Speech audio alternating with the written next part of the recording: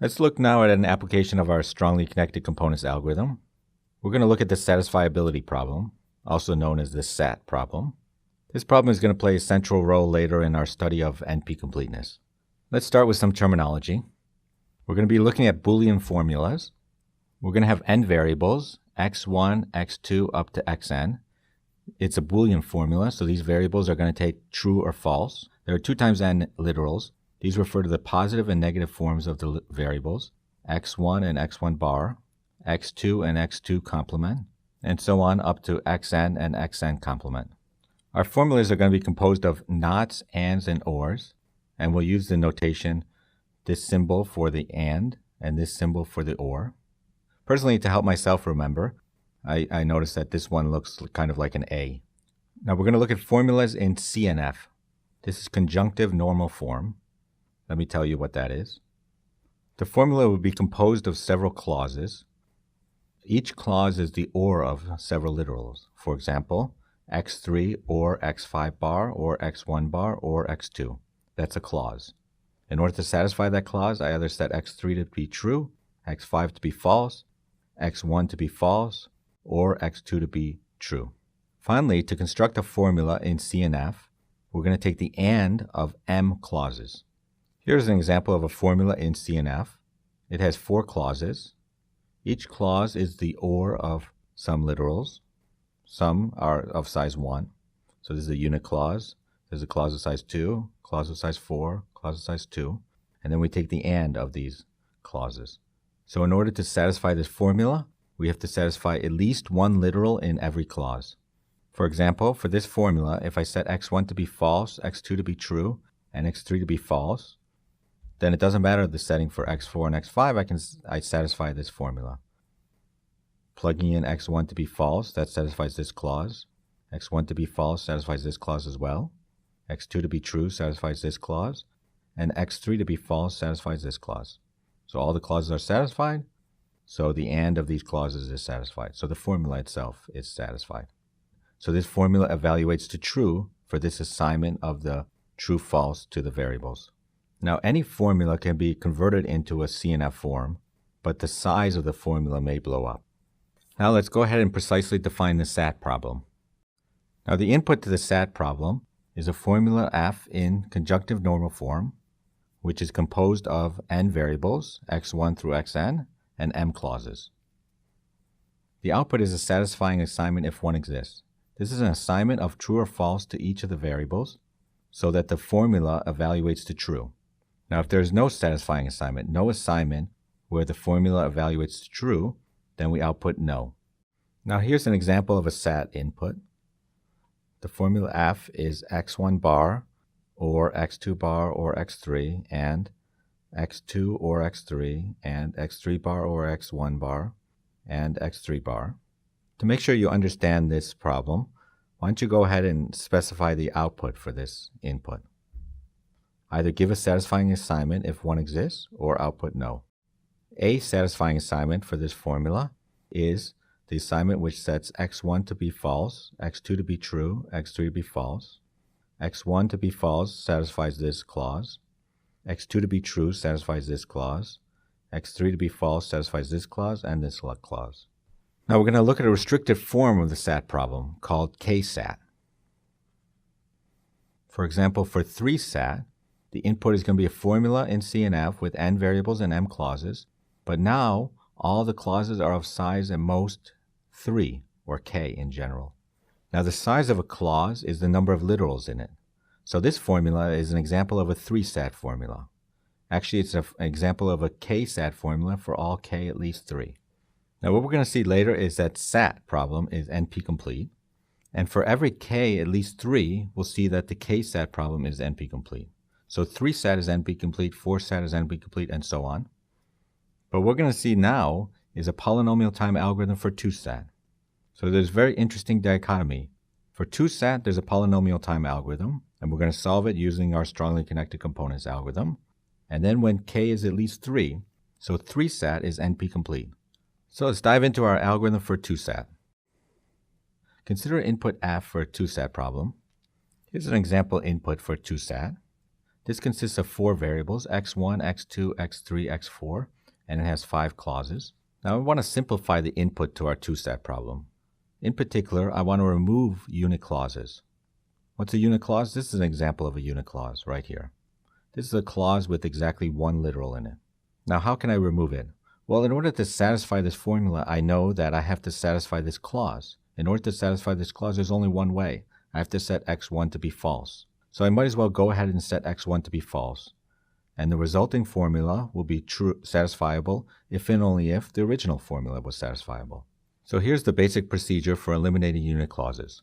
Take any unit clause, in this case, x1 bar, and let's call that literal AI. So in this case, AI is x1 bar. Then I'm going to satisfy that literal. So I'm going to set AI to be true. In this case, I'm going to set x1 bar to be true. What does it mean to set x1 bar to be true? That means to set x1 to be false. If I set the variable x1 to be false, then I satisfy this literal. Now if I set x1 to be false, now any clause which contains x1 bar, I can eliminate it because those clauses are satisfied. So I can eliminate this clause. There are no other clauses containing x1 bar, so I can't eliminate any other clauses in this example. Now what else can I do? What about this x1? Well, I know x1 is set to false, so this literal will not be satisfied. So I might as well remove it. So this clause now becomes just x4 by itself. So I drop all occurrences of AI bar.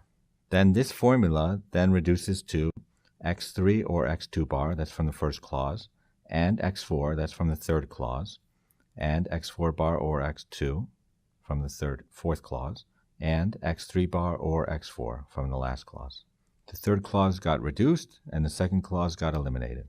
Let's call the resulting formula f prime. So this simplified formula is f prime, the original formula is f. What is the claim? The claim is that f, the original formula, is satisfiable if and only if this reduced formula f prime is satisfiable.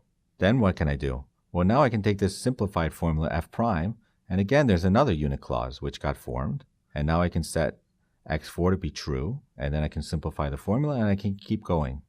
Eventually I either end up with the empty formula, which is satisfied, or I end up with a formula where all clauses are of size exactly 2. And that's how I'm going to simplify my input for two-stat problem. So I can take an arbitrary input for the two-stat problem, and I can simplify it so that all of the clauses are of size exactly 2 by repeating this procedure over and over. Now the key observation that we just mentioned is that this original formula f is satisfiable if and only if this reduced formula f prime is satisfiable. Now this is clearly true since the only way to satisfy f, the original formula, is to take this unit clause, I have to satisfy it, and therefore I must satisfy this literal. And then steps 2 and 3 are forced. Now the implication of this procedure is that I can keep applying it over and over as long as I have unit clauses. And eventually the formula is either satisfied or all clauses are of size exactly 2. So now in order to design an algorithm, I can assume that the input to my two-stat problem, all of the clauses in that input are of size exactly 2. This is going to make the input to the problem slightly easier for us. Now let's go ahead and see how this two-stat problem relates to the strongly connected components algorithm. Let's take our input to the two-stat problem. This is the formula f. And we can assume that all clauses are of size exactly 2, as we just mentioned. And let's let n denote the number of variables in our formula. Let's call them x1 through xn. And let's say m is the number of clauses in our formula. We want to convert this logic problem into a graph problem. So what we're going to do is we're going to take this Boolean formula and we're going to create a directed graph. This graph is going to encode all of the information in this formula. Now first off, the vertices of this graph are going to correspond to the variables of this formula. There are n variables and there are 2n literals. x1, x1 bar, x2, x2 bar, xn, xn bar. So we're going to have 2n vertices, one vertex for each literal. And then we're going to have 2m edges in this directed graph. We're going to have 2 edges for each clause. Each clause has 2 implications, and the 2 edges are going to correspond to the 2 implications per clause. Let's look at a specific example, and then we can see what we mean by implications per clause. Here's a sample formula with 3 variables and 3 clauses. Our graph is going to have 6 vertices corresponding to the 6 literals, x1, x1 bar, x2, x2 bar, x3, and x3 bar. Now let's look at the first clause, x1 bar or x2 bar. Suppose that we set x1 to be true. So this first literal is not satisfied. Then we better satisfy the second literal in order to satisfy the formula. So if x1 is set to true, then what does that mean about x2? Then x2 better be set to false in order to satisfy this formula. Similarly, if x2 is set to true, so this literal is not satisfied, then we got to satisfy the first literal. So we need to set x1 to be false. So to encode these implications, we're going to add in the edge from x1 to x2 bar. If this literal x1 is satisfied, so x1 is set to true, then we have to satisfy the literal x2 bar. So we have an edge from x1 to x2 bar. And similarly, we have an edge from x2 to x1 bar. Similarly, for this clause, we have an edge from x2 bar to x3, and from x3 bar to x2. Finally, for the last clause, we have an implication from x3 to x1 bar, and from x1 to x3 bar. So this is our graph corresponding to this formula.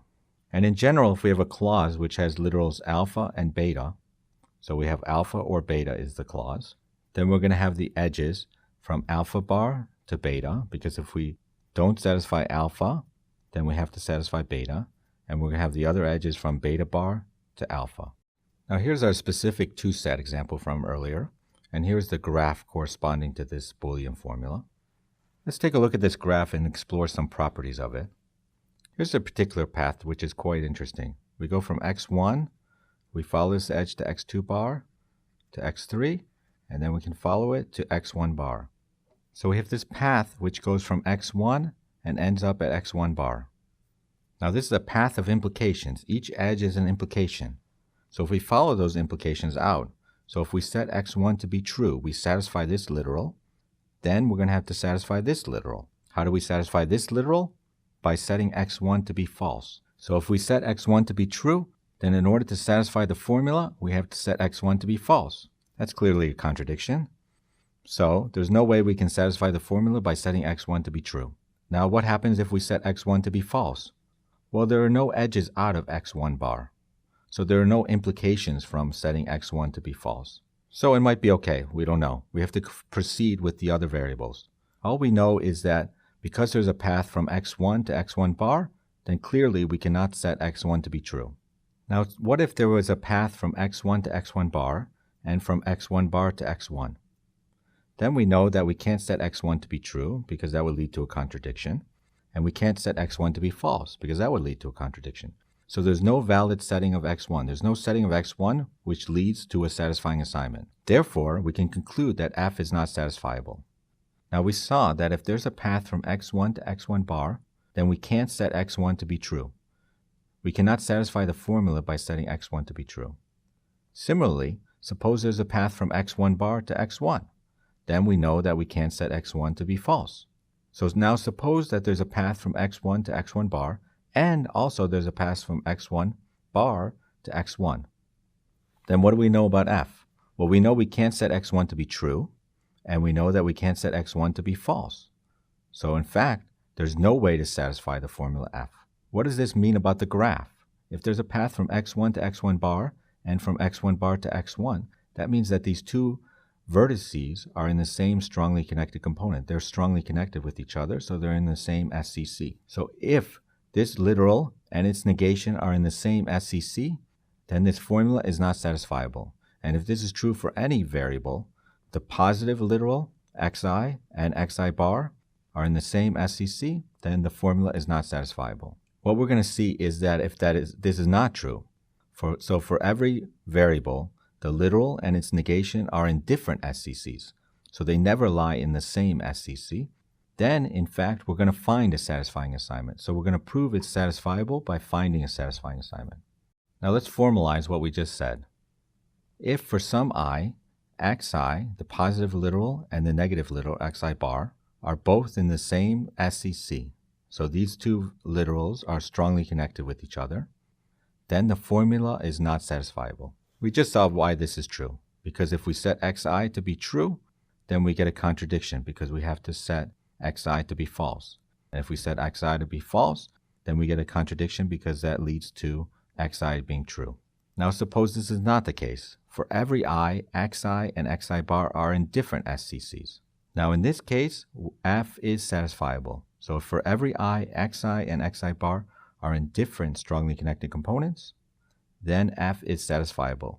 We'll prove this part by finding a satisfying assignment. So this statement that if xi and xi bar are in the same SCC, then f is not satisfiable. We already discussed why that's true. For this one, where for every I, xi and xi bar are in different strongly connected components, we're going to prove that f is satisfiable by finding a satisfying assignment.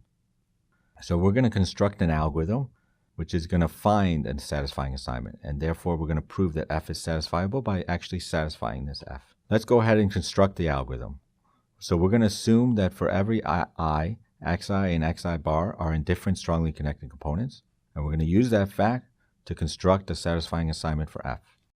Now recall our strongly connected component algorithm. What was the main approach? We found a sink component.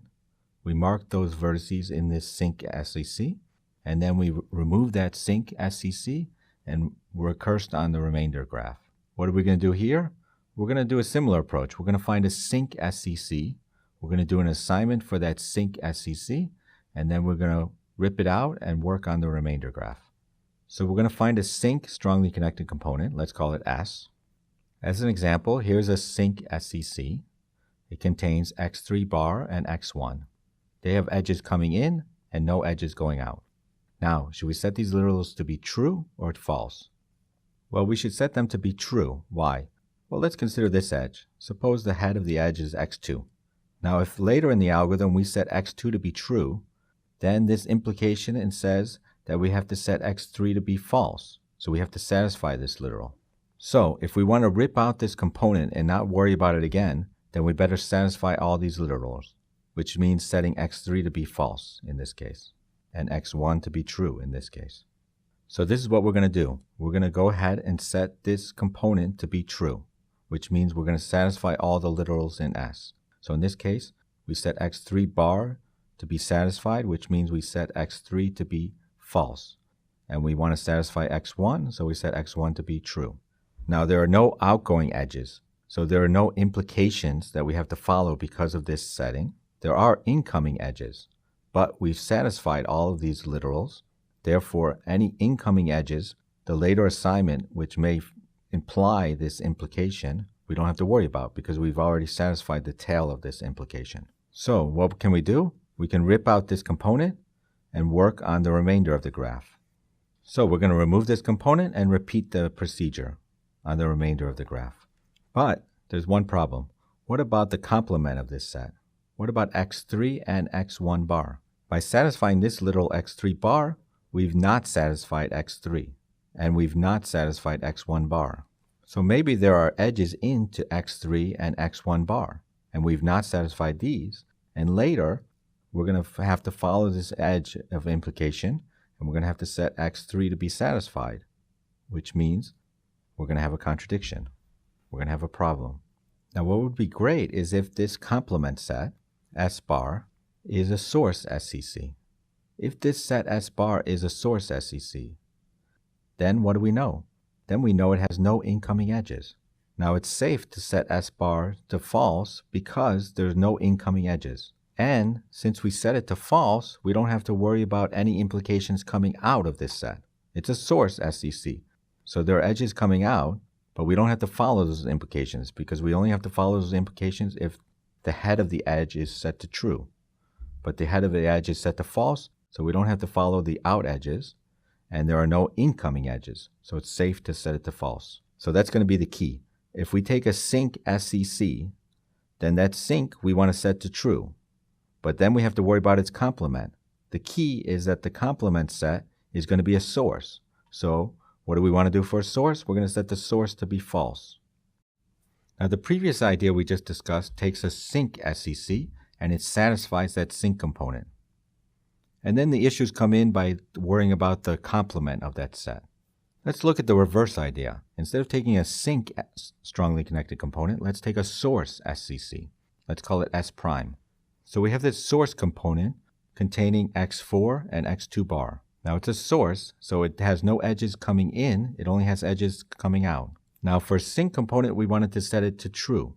What do we want to do for this source component? We want to set it to false. So by setting s prime to false, we're going to not satisfy each of these literals. So that means x4 is not going to be satisfied, so x4 is set to false.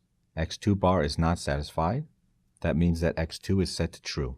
Now these literals are not satisfied, but there are no incoming edges, so there are no later implications which are going to cause problems. Moreover, because these literals are not satisfied, we don't have to worry about the implications coming out of these literals. Okay? So we don't have to worry about these edges coming out. So we can safely remove this component and work on the remainder of the graph. But once again, what happens to the complement of this set? In this case, x4 bar and x2. Well, it turns out that these are going to be in a strongly connected component, and this is going to be a sinc SCC. So there might be edges coming in, but there are no edges coming out. Now, if we set s prime to be false, then that means we set its complement to be true. So we satisfied all of these literals. Now, if we satisfied these literals, that means later implications are going to be satisfied. And there are no edges coming out, so we don't have to follow any implications out. Now, it turns out that these two approaches are the same. That's why it works. We can take a sinc SCC and set it to true, and at the same time, we can take a source SCC and set it to false. These are complements of each other. If the component S is a sinc SCC, then its complement set is a source SCC. So this is what we're going to do. We're going to find a source SCC S prime, or we're going to find a sinc SCC S prime bar. These are complements of each other. If this is a source, then this is a sinc, and vice versa. And we're going to set the source vertices to be false. So these literals are going to be unsatisfied. And in the sinc, we're going to set them all to be true. We're going to satisfy all the literals. If we do one, then we do the other. And once we do this, then we can remove all these literals which appear in S prime and S prime bar. Now for each variable which appears in one of these, this is going to remove the positive and negative literal. If the positive literal appears here, then the negative appears here. And if the negative appears here, then the positive appears here. So we remove both the positive and negative literal, so that variable goes away. So we can simplify the formula, simplify the graph, and we can repeat. Now the key fact that we just discussed, and we haven't proven, but we're going to use it for the algorithm, is that if for all I, xi and xi bar are in different strongly connected components, then we have the important property that if a set of vertices S is a sinc SCC, then its complement is a source SCC, and vice versa. If S bar is a source SCC, then S is a sinc SCC. So let's take this fact for granted, and let's use it to design an algorithm for two-set. And then we'll go back and we'll prove this key fact. Here's our two-set algorithm for the input formula F. First off, we're going to simplify F so that we eliminate all unit clauses. So now we'll assume that F has all clauses of size exactly 2. Then what we do is we construct a graph of implications corresponding to F. Now we run our strongly connected component algorithm on this graph G. So we have the strongly connected components of G, and we have those strongly connected components in topological ordering. So we're going to take the last component. That's going to be a sinc component. Let's call it S. What are we going to do? We're going to set this component to be true. So we're going to satisfy all the literals in this component. If we satisfy F, then that means S bar is unsatisfied. So what are we doing? We're taking this sinc component and setting it to true. Meanwhile, its complement set is a source component. So we're taking that source component and setting it to false at the same time. Now we remove this sinc component and this source component, and we repeat this procedure. We find a sinc component in the resulting graph. And we keep going until we're left with the empty graph. And then we satisfied the formula. This completes the algorithm description, and it's easy to see that the main step in the algorithm, in the running time, is constructing the strongly connected components, which takes linear time. So the whole algorithm takes order n plus m time. It's linear. It remains just to prove this key fact, and then we're done with our algorithm description. It remains to prove this key fact, that if S is a sinc component, then S bar, its complement, is a source component, and vice versa. If S bar is a source, then S is a sinc. In order to prove this key fact, we're going to look at a simpler claim. Here's the claim. If we have a pair of literals, alpha and beta, and if there's a path from alpha to beta, then there's a path from beta bar to alpha bar. And if there's a path from beta bar to alpha bar, then there's a path from alpha to beta. Now this claim looks much easier to prove. Let's assume the claim for now, and let's go back and prove this key fact. Let's prove that if S is a sink, then S bar is a source, and vice versa. So take a sink component S, and we're going to prove that S bar is a source component. Now take a pair of vertices in this sink component S. So these vertices correspond to literals alpha and beta. Let's say alpha and beta are in S. So what do we know? We know that alpha and beta are strongly connected to each other because they're in the same strongly connected component. If they're strongly connected with each other, that means we have paths between the pair. So we have a path from alpha to beta and a path from beta to alpha. That's the definition of being strongly connected. Now what does our claim imply? Well, if there's a path from alpha to beta, which is what we know, then there's a path from beta bar to alpha bar. And this path from beta to alpha, again applying the claim, then that means that we have a path from alpha bar to beta bar. So what does that mean? That means that alpha bar and beta bar are strongly connected with each other, so they lie in the same SCC. So if alpha and beta are in S, then we know that alpha bar and beta bar are in S bar, an SCC. So what we've shown is for pairs of vertices in S, then their complements form an SCC. For alpha and beta in S, alpha bar and beta bar must be in the same SCC. So if all pairs over here are strongly connected, then their complements, all pairs, are strongly connected. So these guys form an SCC, their complement forms an SCC. Now this is part of what we wanted to prove. We wanted to prove that if S is a sink SCC, then S bar is a source SCC. What have we shown so far? We've shown that if S is a SCC, then S bar is an SCC. But we haven't shown anything about a sink implies a source, and vice versa. But we're halfway there. We've shown that if S is an SCC, then its complement is an SCC, and vice versa. You can do the same proof in reverse, and now if S bar is an SCC, then its complement is also an SCC. Now let's prove the last part about sink implies source, and vice versa. Now let's finish off the rest of the proof of this key fact. What have we shown so far? We've shown that if we take a sink SCC S, then its complement is a SCC. Now we have to show that S bar is also a source SCC. So we have to show that if this is a sink, then this is a source. Now, since S is a sink SCC, if we take a vertex, a literal in S, then we know that alpha has no outgoing edges. So there's no edges of the form alpha to beta for any beta. Now if there are no edges from alpha to beta, then what does the claim imply? That implies that there are no edges into alpha bar. So if there are no outgoing edges from alpha, then there are no incoming edges to alpha bar. So if for all alpha in S, there are no incoming edges to the complement of alpha, then that means that the complement of S bar, has no incoming edges. So that means that S bar is a source SCC. So we've shown that if S is a sink SCC, then by this claim, S bar must be a source SCC. And we can do the argument in reverse and show that if S bar is a source, then S is a sink SCC. So we've shown that if S is a sink SCC, then S bar is a source SCC. And that proves the key fact. Now it just remains to prove this claim. Now let's prove this claim that if there's a path from alpha to beta, then there's a path from beta bar to alpha bar, and vice versa.